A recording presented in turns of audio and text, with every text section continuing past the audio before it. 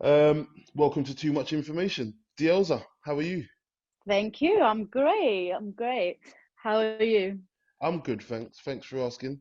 To be fair, I've been saying that no one asked me that, and now 2 days in a row, two people have asked. So I Oh, appreciate it. I of appreciate course, of it. course. All right. Yeah, so thanks for doing this. Really appreciate it. Um, No worries. um, yeah, glad to be here.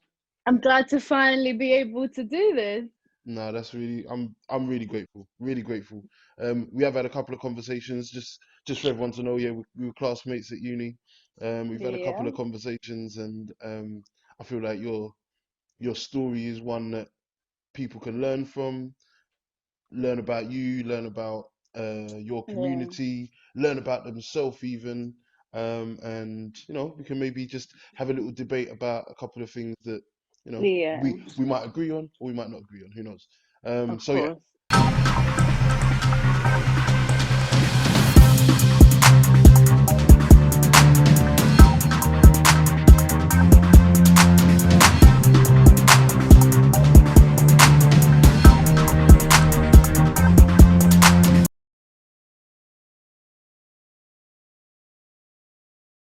So, Yes. um, where were you raised? Who were you raised with? That kind of thing. I came to London when I was 3 years old. I was Okay. raised in London from the age of three, um, by my parents, both parents. That Hmm. we immigrated to the UK from Kosovo. If Okay. anyone knows where it is now more known than it used to be, but it's a Yeah. small country in Eastern Europe. Hmm. Yeah, we immigrated to London. Yeah, so I grew up with my parents and my brother, Hmm. and yeah. Okay. Is your brother older, younger than you? He is just younger. He's like a year younger, so he's Okay. 23. I'm 24, so we're not too far apart. Okay. Yeah. But you're still the old. Oh yeah, of course. I always state that just to make sure. Just to make sure he knows. Yeah, yeah. So Yeah. you came here at 3, and have you Yeah. been here ever since? Yes. I lived in Egham, which is a small town in Surrey, Okay. for a year, and then I moved back to London because I just wasn't used to the countryside. Having Hmm. been a city girl my whole life, Yeah, having yeah. grown up in London, Hmm. central London even, Oh it's wow. such a different area to then go and live in a countryside with not as many people, not much to do. So Yeah. I thought, okay, well, I need to move back to London. I'm not ready. Makes sense. Makes sense. Makes sense. But Makes sense. yeah.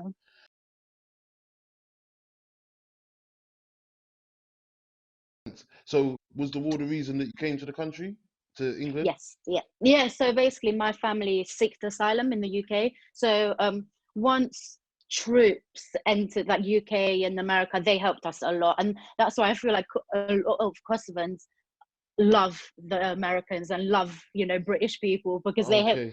did help us a lot. Um, so once they sent the troops over here and in a lot of other countries, to be fair, they opened refugee camps Okay. to help out all of the Kosovans that were being like sent Right. away from their country. Right. So we seeked asylum. We actually lived in Lancashire Okay. for nearly a year. Mhm. Lived there, yeah, for nearly a year, and my uncle was actually living in London like way before this whole thing Okay. happened. Right. And he said, okay, well, we found you a house in London, you know come live here. And Mhm. luckily it was literally a minute walk from his house, Oh wow. because the thing is, we didn't know the language, we didn't know Yeah. anything, like Wow. coming to a completely new country Yeah, where you that's don't crazy. know anyone, you don't know the language, you don't know people. So I can't even imagine what my parents like went through back then. But Yeah. luckily, my dad had his brother, so that helped him Yeah. out a lot, and he did help us with quite a bit. Okay. So, have you ever spoken to your parents about their experience when they first Oh came yeah. here? How they how were they treated, or what sort of how easy was it for them to kind of Oh join yeah, I've the always been society? interested. I mean, yeah, all the time. Like I've always asked my mum, like, you know, what did you do and how did you like get to know people? And Mm-hmm. but the thing is, my mum was telling me how it wasn't just her on, like, there was a lot, the thing is there was a lot of other Kosovans on the same boat. So Yeah. you know, especially because where we lived in West London, I don't know, Westbourne Park, around Right. Westbourne Yeah. Yeah. Park Yeah. area, there's quite a lot of Kosovans there as well. And Okay. you know, you kind of get to know other Kosovans and your neighbors are Kosovan, and they, Yeah. you know, you Yeah. kind of build some sort of Community. your community, yeah, so you Yeah. don't feel alone. Mm. So the thing that my mom struggled with is obviously like finding places, and you know, having not known the language, she struggled with how to use public transport and how to get to work, and she would get lost, and you know, she'd be like, oh, where am I, what am I going to do, I Wow. don't know how Oh to ask no. for help, yeah, I Oh don't know how mate. to ask for help because Yeah. I don't know the language. Yeah. So she struggled a bit with that, but yeah, luckily, like I said, even when me and my brother, when she took me and my brother to school, in our primary school there was a lot of other Kosovans, she got to know them, and then that was like Mm-hmm. there was more people to help you out in, Mm-hmm. you know, a lot of areas that you probably struggled with. Obviously the thing is everyone was struggling together because everyone was on the same boat, so Yeah. Yeah. Yeah. yeah, we were lucky. Like, for example, if we'd moved to Lancashire, if we'd stayed in Lancashire, for example, I don't think we would have had that same support group No, as of we course. did in That makes London. sense. So Yeah. yeah, That it makes really sense. helped.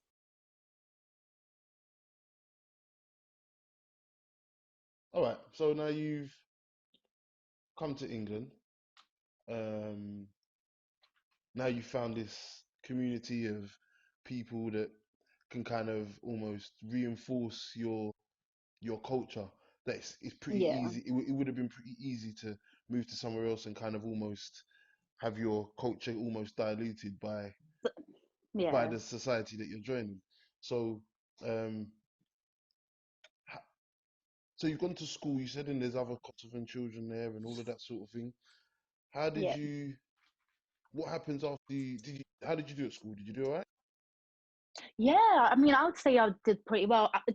Compared to my brother, the thing is, my brother's, there was a difference between me and him. Whereas Okay. he was the kind of person that he would always, he wouldn't mess about and he would joke around. He wasn't a naughty child. He was Mm, just a person who would always joke around and, yeah. you know, make jokes and try and always find things to like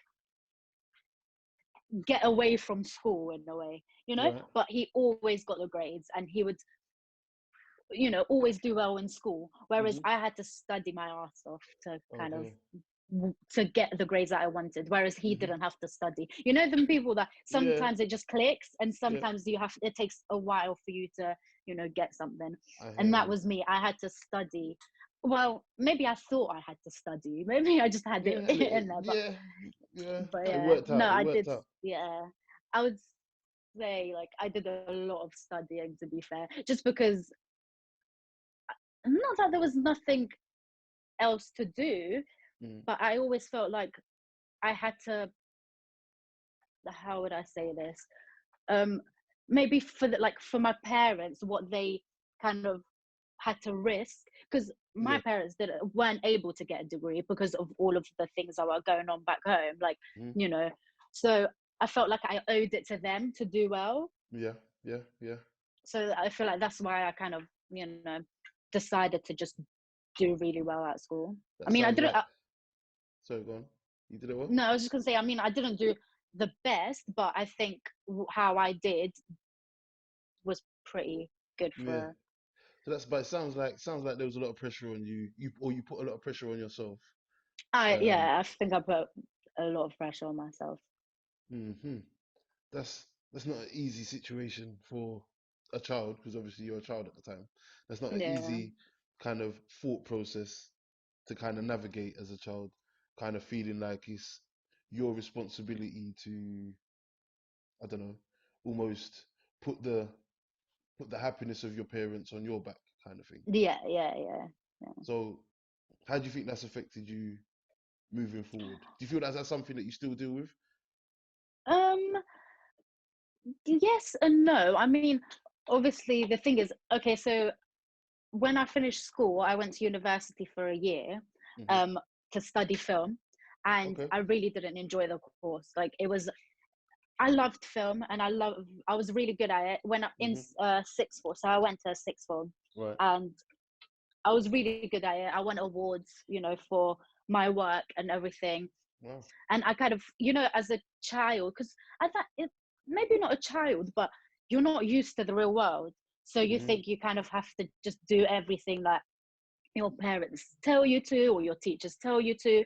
Mhm. And everyone was telling me to do film at university. So I thought, okay, well, people are saying I'm good at it, so well, why not? Mhm. Um, and I ended up hating it. Like, I just didn't enjoy it at all. It was not my thing. I enjoyed the practical side of it, but I just Right. felt like the whole degree was not going to get me anywhere. Okay. So I decided to drop out after a Mhm. year. um Obviously that's when I kind of felt, okay, well, I'm not really following what my parents are saying, or I'm kind of letting them down, or and Okay. it was a struggle because my parents did tell me, are you sure, I think it would be better if you stayed and just done Mhm. it, like a degree is a degree. And I wasn't having it. I was like, no, I just can't. Yeah. So I started working in the hospitality industry. Okay. And then even more, I thought, oh wow, what a way to let my parents down. Quit uni and work in bars and pubs. Great. Yeah. Yeah. So um, I did that. They didn't stop me, but they obviously kept pressuring me to go back to uni and everything. And Mhm. I told them, I was like, I'm not ready. The more you tell me, the more I'm not Mhm. going to want to go back. I Mm. feel like sometimes you get not pressured, but if you don't do things in your own terms, it will never go Yeah. the way you really want to. So I started working in hospitality, did 4 years, ended up working for management, helping that out. And then one day I thought, okay, well, I want to go back to university on my own accord. And as you know, GSM and all of that. I And didn't yeah, I even don't realize regret that it. I didn't even realize you went there as well. Yeah. I thought, yeah. And then, Okay. and now, like, I would say, like, I don't regret it at all. Obviously, what happened, but I think business was the right choice for me. Mhm. And I think that if you do things on your own accord when you're ready, Mhm. then it's always going to work out best for you. Nah, hey, I don't think it's interesting. What's interesting to me is like you've been through that journey. You kind of almost. I don't want to say rebel, but it's not necessarily rebel. But you kind of just stood firm in what you wanted to do, What you want, exactly, yeah. considering that, especially when you was younger, you've kind of almost done what either was asked of you or what you thought was Yeah, expected of you. yeah, yeah, And then yeah. for something has maybe changed or something has happened to make you decide to just do what you want to do and stand firm in that. But then and Exactly. then you've come full circle almost and decided off your own back, all right, I'm gonna go back to uni. Yeah. And then obviously what happened with GSM happened with GSM. And now it's like, how did that make you feel in that moment? I mean, Before it got resolved and you moved to another uni and all that. But so do you mean before, so the whole GSM, like yeah, before so we, yeah, so before how I so felt at GSM? when it went into no when it went into administration. Oh, okay. Well, of course, like I thought, okay, well, what, how I've decided to go to uni and this thing has happened to me. Great. Yeah, yeah. But I feel, you know what? I feel like everything happens for a reason. I've always Hmm. said this. And even though things did not go, even this whole lockdown situation, we're not Yeah, even going to get to graduate. yeah. It's um crazy. we're not getting to graduate. We didn't get to actually hand in our dissertation properly, so Yeah. it does not feel real. I do not feel like I have just graduated from university, how all the excitement that people get and No, I all of hear that. you. For me, it does not feel like it's the end. I feel like there's still something you Yeah, know yeah. missing. I hear you. So obviously for us, I feel like we've, from all uni students that have ever been to uni, we've struggled probably the most. Yeah, no. But Yeah, we've had a like few I said, obstacles everything, to be fair. yeah, like I said, everything happens for a reason. And obviously, I'm taking it as a lesson. And, Hmm. it's just something else that another story I can tell. Yeah, what can you do? yeah, But that's yeah, it. That's it. I still don't regret it. Whatever happens, happens. Hmm. You know, I don't regret going to GSM, or you know, I think it happened how it was meant to happen, and I agree. c'est la vie. Yeah, exactly. I agree. I agree completely. So, I agree completely.